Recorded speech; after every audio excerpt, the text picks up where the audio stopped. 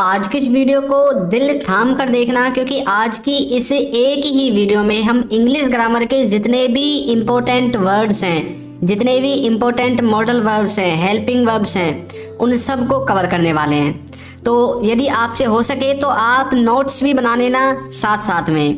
तो चलिए वीडियो को स्टार्ट करते हैं। तो देखिए, सबसे पहले हम जो है देखने वाले हैं हैविंग टू के बारे में। हैविंग टू का मतलब होता है किसी को कोई काम करना पड़ रहा है। ये तो हो गया प्रेजेंट के लिए, लेकिन अगर आप चाहते हैं तो आप इसको पास्ट में भी बना सकते हैं कि काम करना पड़ रहा था, किसी को कोई काम करना पड़ रहा था। ठीक है, इसका स्ट्रक्चर देखिए। अच्छा, ये कैसे आपको पता चलेगा कि सेंटेंस प्रेजेंट में कब बनेगा और पास्ट में कब बनेगा, कौन सी हेल्पिंग वर्ब आपको लगानी पड़ेगी? तो पहले आप इसका स्ट्रक्चर देखिए। सबसे पहले आपको लगाना है सब्जेक्ट, फिर आपको लगाना है हेल्पिंग वर्ब, उसके बाद आपको लगाना है हैविंग टू, उसके बाद वर्ब की फर्स्ट फॉर्म और फिर आपको ऑब्जेक्ट लगाना है। अच्छा, हमें सेंटेंस का सेंस चेंज करने के लिए, उसका टेंस चेंज करने के लिए कहाँ से चेंज करना है? हेल्पिंग वर्ब से। आपको कहीं पर भी कुछ भी छेड़छाड़ी नहीं करनी है, सिर्फ हेल्पिंग वर्ब को चेंज करना पड़ेगा। अच्छा, मान लीजिए कोई सेंटेंस प्रेजेंट में है कि उसे, जैसे कि हम बोल सकते हैं मुझे पढ़ना पड़ रहा है। किसी ने मुझसे फोन करके बोला यार आ जाओ ना, तुम क्या कर रहे हो वहां पर? मैंने बोला यार मुझे पढ़ना पड़ रहा है बिकॉज मेरे कल एग्जाम है। तो मैं बोल सकता हूँ I am having to study, I am having to study, मुझे पढ़ना पड़ रहा है। अब यहाँ पर देखिए, आई आपका सब्जेक्ट है, उसके बाद एम आया है, आई के साथ एम। तो इसका मतलब है कि इसकी जो सीरीज है इज एम आर वाली, प्रेजेंट के लिए आपको इज एम आर वाली सीरीज का इस्तेमाल करना है। जब भी कोई सेंटेंस प्रेजेंट में होगा तो हिंदी में तो आप पहचान लोगे, इंग्लिश में आपको इज एम आर से पहचानना है कि सेंटेंस को प्रेजेंट में बनाया गया है, कि किसी को कोई काम करना पड़ रहा है। ठीक है, ये तो पहचान गया आपसे किसमें? प्रेजेंट में। यदि इसी को आपको पास्ट में पहचानना पड़ जाए तो क्या मिलेगा आपको? वाज वर्ब मिलेगा। ठीक है, जैसे कि इज एम आर का इस्तेमाल हम प्रेजेंट कंटिन्यूअस में करते हैं, उसी तरह से वाज वर्ब का इस्तेमाल हम पास्ट कंटिन्यूअस में करते हैं। ठीक है, एक एग्जांपल और देखिए, उसे खेलना पड़ रहा है तो मैं बोल सकता हूँ he is having to play, he is having to play, उसे क्या करना पड़ रहा है? खेलना पड़ रहा है। तो यहाँ पर भी आपका इज एम आर आ गया, यानी कि सेंटेंस प्रेजेंट का है। ठीक है, नेक्स्ट देखिए, ये वाला जो सेंटेंस है ये मैंने पास्ट में बनाया है। तुमको खाना पड़ रहा था, तुमको खाना पड़ रहा था, तो बोल सकते हैं you were having to eat, you were having to eat. तो देखिए, यू आपका सब्जेक्ट है और इसके बाद हमने वाज वर्ब का इस्तेमाल किया है, क्योंकि सेंटेंस है पास्ट का। तो पास्ट में सेंटेंस बनाने के लिए वाज वर्ब का इस्तेमाल करना है हैविंग टू के साथ, प्रेजेंट में बनाने के लिए इज एम आर का इस्तेमाल करना है हैविंग टू के साथ। बाकी सब कुछ सेम रहेगा, कोई भी चेंज नहीं होगा। ठीक है, ये बात आपको याद रखनी है। नेक्स्ट देखते हैं। नेक्स्ट है हमारा कुड हैव। कुड हैव का जो हिंदी मीनिंग होता है वो दो तरह से होता है। एक तो होता है कि कर सकते थे और एक होता है पास हो सकती थी, यानी कि आप किसी काम को कर सकते थे पास्ट में और कोई वस्तु आपके पास हो सकती थी। अब कोई काम आपने नहीं किया होगा, अब आप प्रेजेंट में बोल रहे हैं खड़े होकर यार तुम ना वो कर सकते थे, तुमने मन से नहीं किया है ना, बोलते ना कई बार, तो आप कुड हैव का इस्तेमाल कर सकते हैं। इसका जो स्ट्रक्चर होगा उसमें सबसे पहले आपको सब्जेक्ट लिखना है, फिर लिखना है कुड हैव, फिर वर्ब की थर्ड फॉर्म और फिर ऑब्जेक्ट आएगा। देखिए, तुम वहां जा सकते थे तो मैं बोल सकता हूँ you could have gone there, you could have gone there.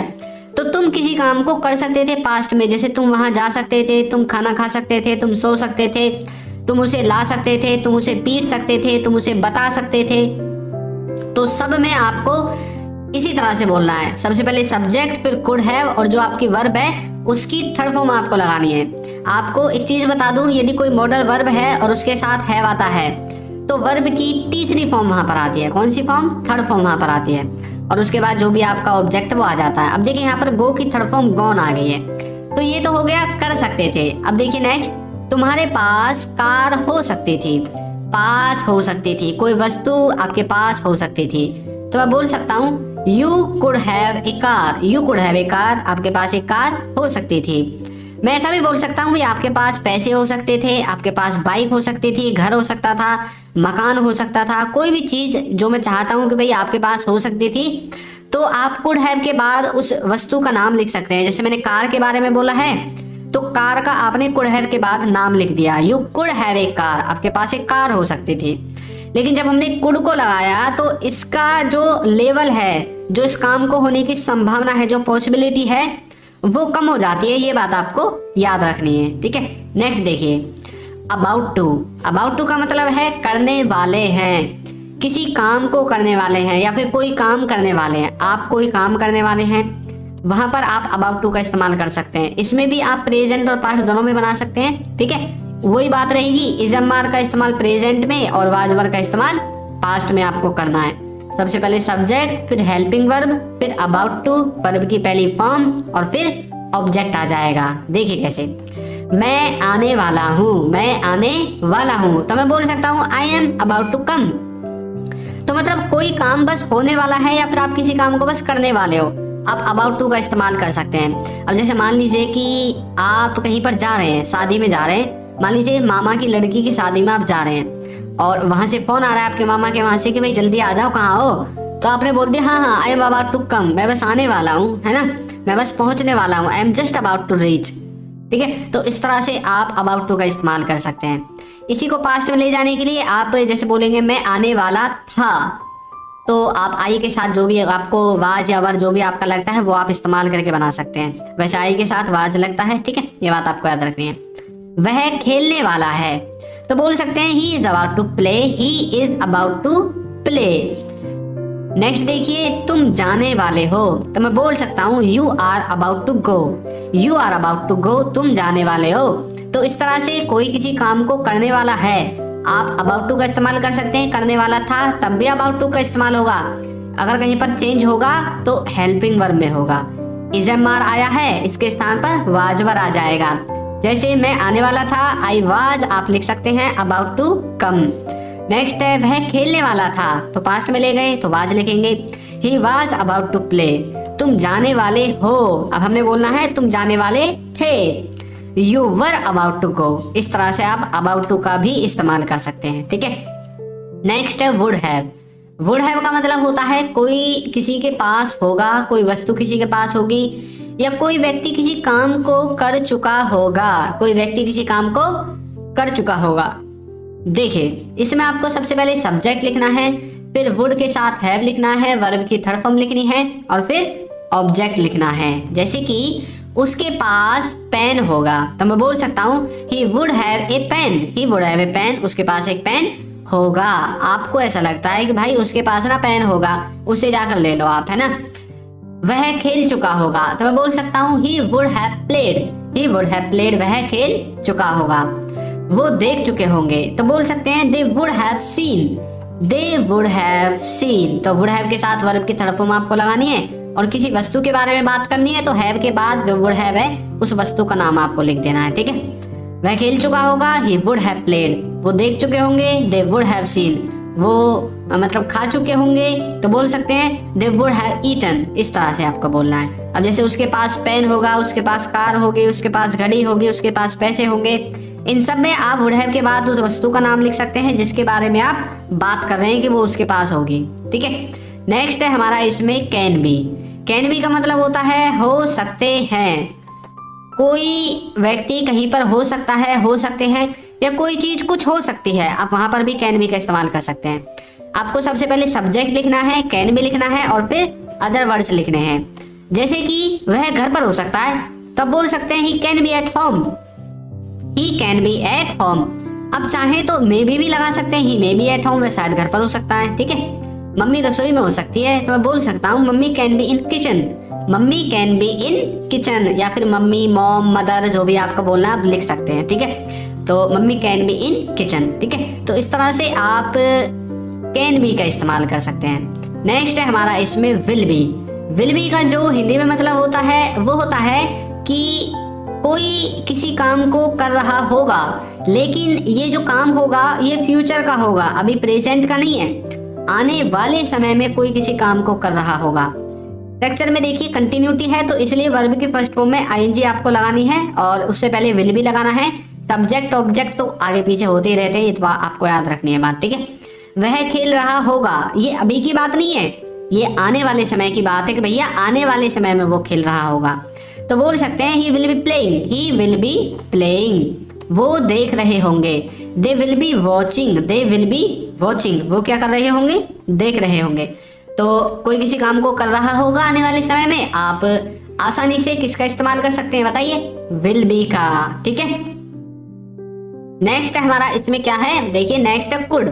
Could का मतलब होता है कोई व्यक्ति किसी काम को कर सका या व्यक्ति किसी काम को कर पाया, दोनों में आप कुड का इस्तेमाल कर सकते हैं, सका या पाया वाले सेंस में। तो इसमें आपको सबसे पहले सब्जेक्ट लिखना है, फिर कुड लिखना है, वर्ब की पहली फॉर्म लिखनी है और फिर ऑब्जेक्ट लिखना है। जैसे कि मैं नहीं कर पाया, या फिर आप बोल सकते हैं कि मैं नहीं कर सका, I couldn't do, I could not do, मैं नहीं कर पाया या फिर मैं नहीं कर सका। वो नहीं जा पाया या फिर वो नहीं जा सका, तो आप बोल सकते हैं he couldn't go या फिर he could not go, he couldn't go, जो भी आपको जैसे भी लिखना है, ये कंप्रेस करके लिख दिया गया है। तो आपको जो भी बोलना बोल सकते हैं, वो नहीं जा पाया या फिर वो नहीं जा सका। ठीक है, वो देख नहीं सका, तो बोल सकते हैं he could not see, he could not see, he couldn't see या he could not see, वो नहीं देख सका। तो इस तरह से आप कुड का इस्तेमाल कर सकते हैं, कोई किसी काम को कर सका या कर पाया, नहीं कर सका या नहीं कर पाया, नेगेटिव। और आप इसको दोनों तरह से, सिंपल और नेगेटिव दोनों तरह से बना सकते हैं। ठीक है, वैसे तो आप इसको इंटरोगेटिव में बना सकते हैं, उसके लिए आपको कुड को सब्जेक्ट से पहले लिखना पड़ेगा। नेक्स्ट है हमारा हैज हैव। हैज हैव का इस्तेमाल वैसे तो हम दो तरह से करते हैं, जिसमें से एक है सिंपल प्रेजेंट सेंटेंसेस जो होते हैं, सिंपल के जो सेंटेंसेस होते हैं उनमें, इनमें आपको कुछ नहीं करना होता, सबसे पहले सब्जेक्ट लिखना होता है, फिर हैज हैव और फिर डायरेक्ट ऑब्जेक्ट लिखना होता है। इनका हिंदी में मतलब होता है कि किसी के पास कुछ है, किसी के पास प्रेजेंट में कोई वस्तु है, तब आप इनका इस्तेमाल कर सकते हैं। जैसे कि मेरे पास कार है, अब बोलते हैं ना कई बार अपने दोस्तों से, भाई मेरे पास ना कार है, आई हैव ए कार। ठीक है, इस तरह से बोल सकते हैं। आपके पास पैसे हैं, यू हैव मनी, खर्च कर लो इनको, आपके पास है तो सही पैसे, यू हैव मनी। ठीक है, उसके पास लैपटॉप है, तो बोल सकते हैं ही हैज अ लैपटॉप। कुछ बच्चे सोच रहे होंगे सर हैज हैव तो बता दो कैसे यूज होंगे। तो देखिए हैज का इस्तेमाल हम करते हैं ही, सी, इट के साथ या फिर किसी व्यक्ति के नाम के साथ। बाकी जो भी बच गया सबके साथ आंख बंद करके हैव लगा दो। ठीक है, कौन कौन से बच गए बताइए, आई बच गया, यू बच गया, वी, दे, ये सब बच गए, इनके साथ हैव आता है और ही, सी, इट के साथ हैज आता है। नेक्स्ट है हमारा मे हैव। मे हैव का मतलब होता है शायद होगा, शायद होगा। स्ट्रक्चर में सबसे पहले सब्जेक्ट, फिर मे हैव, वर्ब की थर्ड फॉर्म के बाद ऑब्जेक्ट। उसके पास शायद कार होगी, तो मैं बोल सकता हूँ he may have a car, he may have a car, वह शायद खेल चुका होगा। He may have played, he may have played, तुम शायद पढ़ चुके होंगे। You may have studied, you may have studied. ठीक है, नेक्स्ट है हमारा इसमें शुड। शुड का मतलब होता है चाहिए, सलाह, चाहिए, सलाह चाहिए, मुझको चाहिए या आपको चाहिए। तो सलाह के केस में, किसी को राय देने वाले केस में, राय देनी हो, लेनी हो, सलाह देनी हो, सलाह लेनी हो किसी से, शुड का इस्तेमाल कर सकते हैं। सबसे पहले सब्जेक्ट, फिर शुड, फिर वर्ब की फर्स्ट फॉर्म के बाद ऑब्जेक्ट। तुम्हें जाना चाहिए, कई बार बोलते हैं ना भाई तुम्हें जाना चाहिए, तो बोल सकते हैं इंग्लिश में आज से you should go, you should go. उसे सोचना चाहिए, he should think, he should think. हमें पूछना चाहिए, we should ask, we should ask, हमें पूछना चाहिए। तो इस तरह से आप शुड का इस्तेमाल कर सकते हैं किसी को कुछ करना चाहिए वाले सेंस में। नेक्स्ट है डू डज। डू डज का जो इस्तेमाल होता है वो प्रेजेंट के इंडेफिनिट में नेगेटिव और इंटरोगेटिव सेंटेंसेस को बनाने के लिए किया जाता है। जो नेगेटिव का स्ट्रक्चर होगा वो इस तरह से होगा, सबसे पहले subject, do does, not, verb की पहली फॉर्म और फिर ऑब्जेक्ट। इसी को यदि इंटरोगेटिव में बनाना हो तो डू डज को उठा के सब्जेक्ट से पहले रख दो, इंटरोगेटिव बन जाएगा। यहाँ पर नेगेटिव में इसका सेंस होगा कोई कुछ नहीं करता है, कोई कुछ नहीं करता है, कोई किसी काम को नहीं करता है। आप वहां पर डू डज का इस्तेमाल कर सकते हैं। वह नहीं जाता है, तो बोल सकते हैं ही डज नॉट गो या फिर he doesn't go, he does not go. आप नहीं देखते, you do not watch, you do not watch. क्या वे नहीं जाते, do they not go, do they not go. ये नेगेटिव है, ऊपर वाले इंटरोगेटिव में है। नेक्स्ट है शुड बी। शुड बी के भी दो मतलब होते हैं, किसी को कहीं पर होना चाहिए या किसी को कुछ कर रहा होना चाहिए। इसमें आपको सबसे पहले सब्जेक्ट लिखना है, फिर शुड बी लिखना है और फिर अदर वर्ड्स लिखने हैं, जैसे कि उसे घर पर होना चाहिए, तो बोल सकते हैं he should be at home, he should be at home, मुझे खेल रहा होना चाहिए। I should be playing, I should be playing, उसे पढ़ रहा होना चाहिए। शी शुड बी स्टडिंग, तो किसी को कुछ कर रहा होना चाहिए, शुड बी का आप इस्तेमाल कर सकते हैं। नेक्स्ट है कैन, कैन का मतलब होता है सकता है, कोई किसी काम को कर सकता है। एबिलिटी बताने के लिए, क्षमता बताने के लिए। स्ट्रक्चर आपके सामने है, सबसे पहले सब्जेक्ट कैन, पहली फॉर्म और फिर ऑब्जेक्ट। जैसे कि वह कर सकता है तो बोल सकते हैं he can do, he can do, हम आ सकते हैं। वी कैन कम, वो देख सकता है। ही कैन वॉच, तो कोई किसी काम को कर सकता है, कैन का इस्तेमाल कर सकते हैं, ठीक है। नेक्स्ट है डिड, डिड का इस्तेमाल हम करते हैं सिंपल पास्ट के नेगेटिव और इंटरोगेटिव में। स्ट्रक्चर में सबसे पहले सब्जेक्ट आएगा, डिड आएगा, नॉट आएगा, हैव आएगा और फिर ऑब्जेक्ट आ जाएगा। किसी के पास कुछ नहीं था, किसी के पास कुछ नहीं था।